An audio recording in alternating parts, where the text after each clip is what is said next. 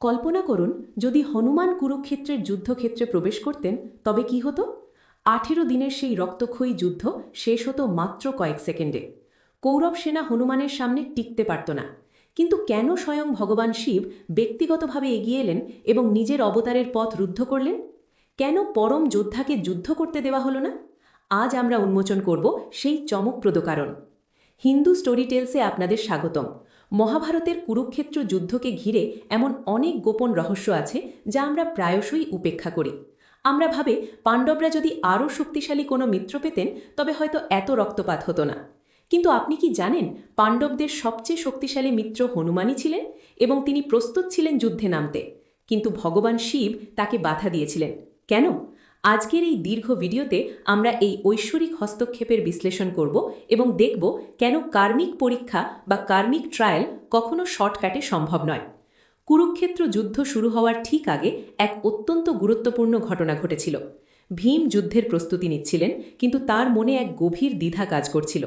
তিনি জানতেন কৌরবরা বিশাল শক্তিশালী এবং কৌশলী। সেই সময় তিনি একদিন বনে এক বৃদ্ধ বানরের রূপে হনুমানের সাক্ষাৎ পান। এটি ছিল এক অলৌকিক মিলন, দুই ভাইয়ের দেখা।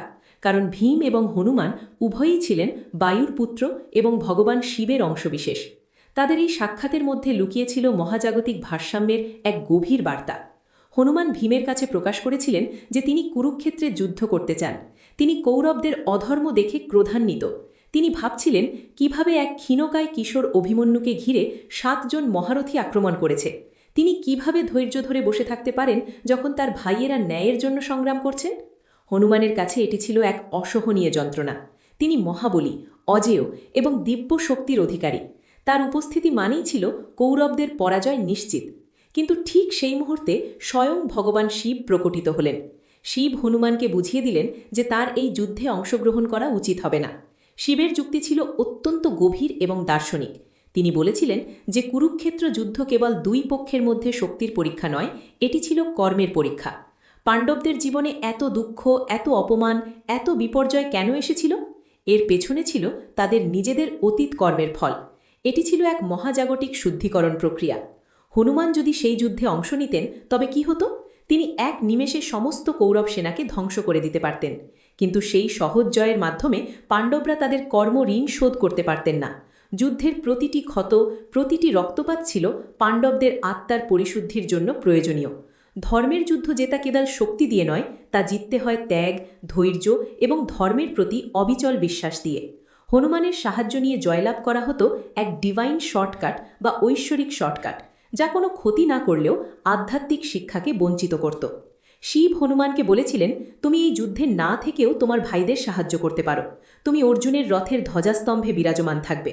তোমার উপস্থিতি কৌরবদের ভয় দেখাবে, কিন্তু তুমি সরাসরি যুদ্ধে অংশ নেবে না। এই সিদ্ধান্ত ছিল এক মহাজাগতিক মাস্টার প্ল্যানের অংশ।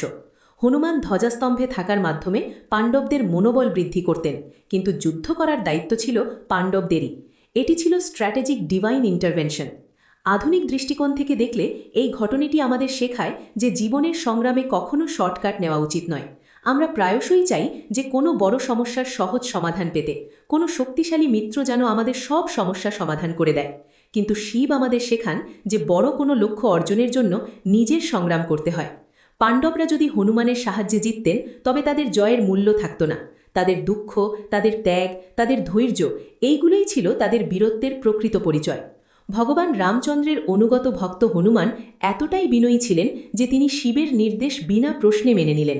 তিনি জানতেন ভগবানের প্রতিটি সিদ্ধান্তের পেছনে এক মহাজাগতিক কল্যাণ লুকিয়ে আছে। হনুমানের এই আত্মত্যাগই তাকে আরও মহান করে তুলেছিল। তিনি যুদ্ধক্ষেত্রে প্রবেশ না করেও যুদ্ধজয়ে অবদান রেখেছিলেন। তিনি ছিলেন সেই নীরব শক্তি যা শত্রুকে ভয় দেখিয়েছিল। আজকের এই কাহিনী আমাদের শেখায় যে প্রকৃত শক্তি কখনো বল প্রয়োগে নয়, বরং প্রয়োজনীয় মুহূর্তে সেই শক্তি আটকে রাখার ক্ষমতায় নিহিত থাকে। হনুমান যদি চাইতেন তিনি সমগ্র যুদ্ধ একাই জিতে নিতে পারতেন, কিন্তু তিনি বুঝেছিলেন যে পাণ্ডবদের এই যুদ্ধ তাদের নিজেদের লড়াই হিসেবে জিততে হবে। এটাই ছিল কর্মযোগের মূল শিক্ষা। আপনার কি মনে হয়, হনুমান যদি যুদ্ধে অংশ নিতেন তবে কি মহাভারতের ইতিহাস অন্যরকম হতো, নাকি শিবের এই সিদ্ধান্তই ছিল সঠিক? আমাদের কমেন্ট বক্সে আপনার সুচিন্তিত মতামত জানান। হনুমানের এই আত্মত্যাগ এবং ভগবান শিবের সেই মহাজাগতিক পরিকল্পনা নিয়ে আপনাদের ভাবনা শেয়ার করুন। যদি এই ধরনের পৌরাণিক বিশ্লেষণ আপনাদের ভালো লেগে থাকে তাহলে হিন্দু স্টোরিটেলস সাবস্ক্রাইব করুন, শেয়ার করুন আপনার বন্ধুদের সাথে। দেখা হবে পরবর্তী ভিডিও।